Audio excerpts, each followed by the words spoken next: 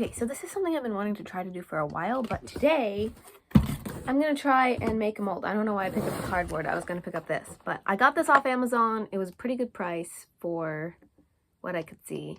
I have no idea what the best quality is, but it had good reviews. So we're going to hope.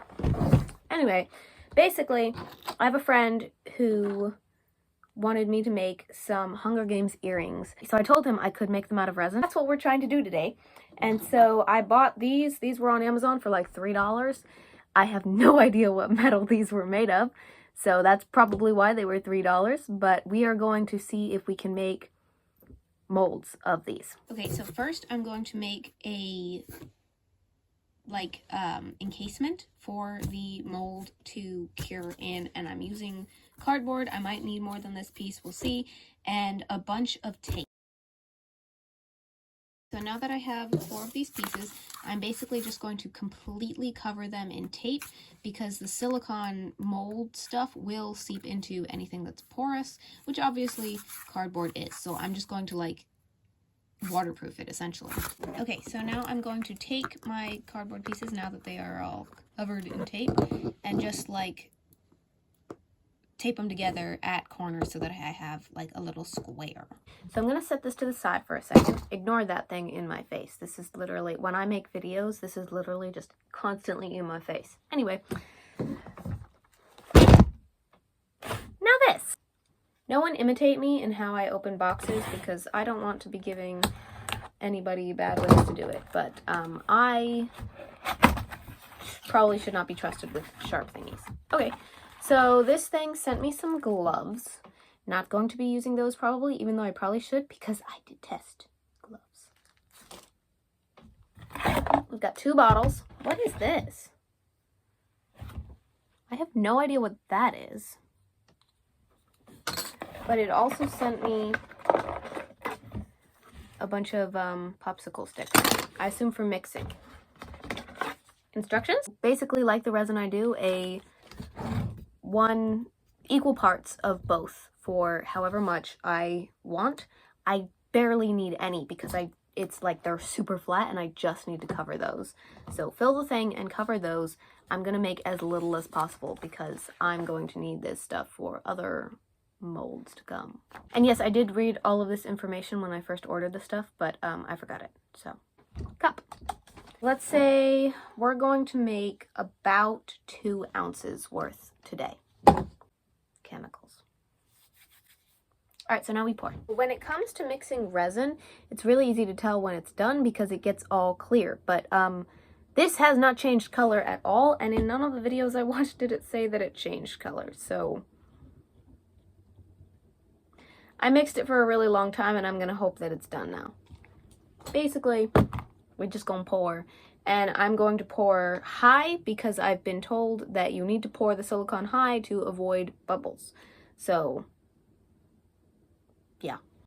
Alright, so this is it once it's all poured in.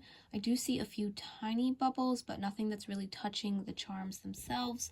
And they're rising to the top, so I'm hoping that they will pop. Everything is covered.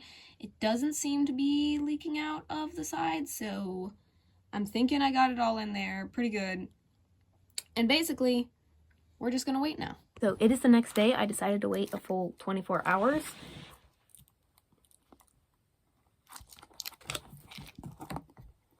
Oop! It's like soft, but it's pretty firm. And my nail doesn't really like go into it if I'm pressing it on it with my nail because I didn't know how like maybe terrible it might be. Terrible? Tear, whatever. Anyway, we're going to open this up and take it out now. Basically just cut, where are my scissors? We have it like this now, and sorry, that side. Possibly bad news. It does seem to have seeped all the way through onto the back. I have a knife. Out of my way, sir. Also, the resin bottle is in your view, but that's because resin's next on the list. So, let's see if I can just like outline. No, I could so easily make a mistake at this point, and I'm terrified. Okay, I did it. Boom, boom, boom, boom, boom. Basically, I just cut away any bits that had seeped under there, and the pattern is still there. It's just that because the Mockingjay is like pressed forward a little bit, the silicone filled the inside. So I just kind of outlined the bird and then pulled out the middle part, and the pattern is, well, not the pattern, the imprint is like perfect under there. So I'm gonna do that with the second one now. Alrighty, we're done, and I trimmed up the edges as well. I saw in one video someone said that they use their scraps in like big parts of molds that aren't touching anything, so that they use less silicone, kind of like recycling. So I'm gonna look that up and see if I can actually do that, and if I can, then I'm gonna use that for other things. But anyway, we have our nice little mold now, and both pieces are fairly good. So yeah, and it's very sturdy. Squish, squish, squish. It actually feels like one of those like hand exerciser things. There we go. And basically we're just gonna pour resin now. Okay, so I mixed up some resin and I put brown and like a bronze in it to try and kind of match a little bit the color, but also maybe make it a little bit brighter. And basically, I'm just going to pour it really carefully in now. I did notice this side is a little bit higher than this side. I don't know if you can see that at all, but it's kind of a little uneven. So I'm going to see how it pours and if it's leaning any way, because you don't want one side to be thicker than the other in the actual charm. But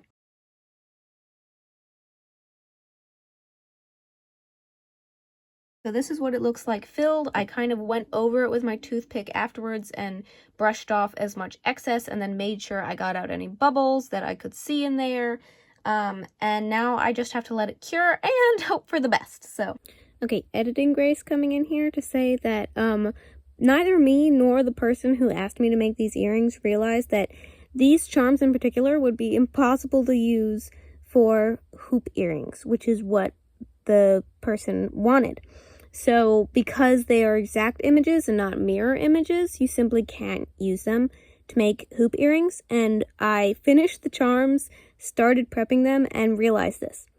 So I ordered new ones and remade the mold and everything like that. And that's everything you're going to see right now. I'm going to go through it as quickly as possible because I basically just repeated all the same steps as before, just with different charms. So yeah, anyway. There's always going to be something wrong. Always. Even if you think you did everything correctly, there's going to be one little mistake. And that's okay, because you can fix it and you'll find a way.